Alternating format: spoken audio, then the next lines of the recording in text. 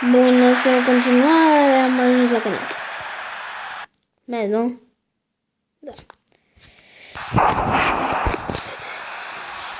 Am avut o ocazie, dar am ratat din cauza gol de 0-0.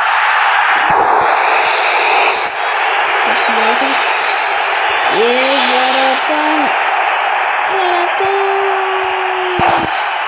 Varatan.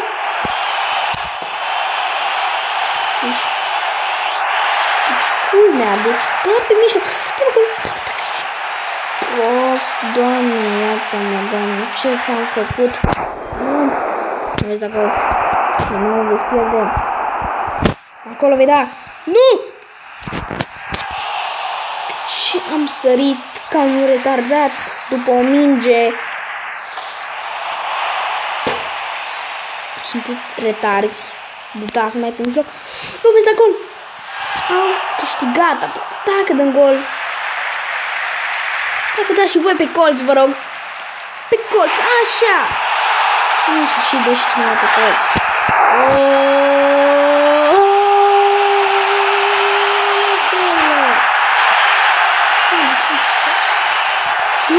Ce? Este gol! Să-mi dacă nu dau gol, nu vă dau. Ai grijă! Retardați, au ratat! Eu câștigam! Vom da gol! Gol! A venit mami! Stai așa!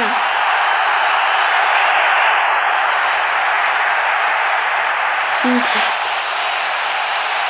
Să rateze că am pierdut. Nu pierdem! Yes! Nu pierdem! Oare? Dai! Dai! Doamne, iartă-mă gol!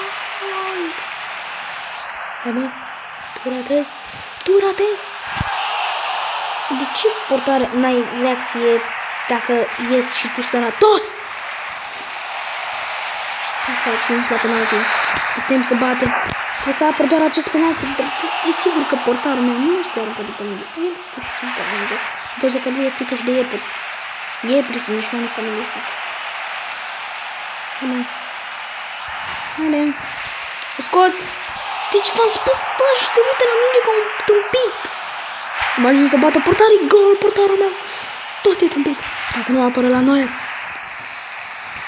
Trebuie să apere lui. O luăm de la început. Dacă ratezi, ești prost. Nu dai. Apără portarul meu, iepurele omului. 8-8.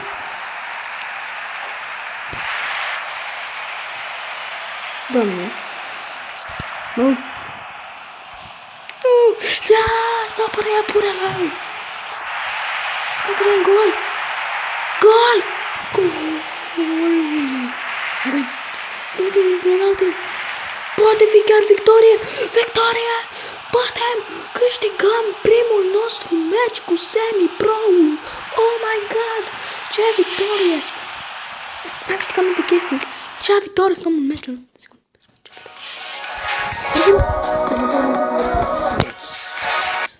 Cam atât cu acest episod. Îmi pare rău că a fost așa de scurt. Sper că...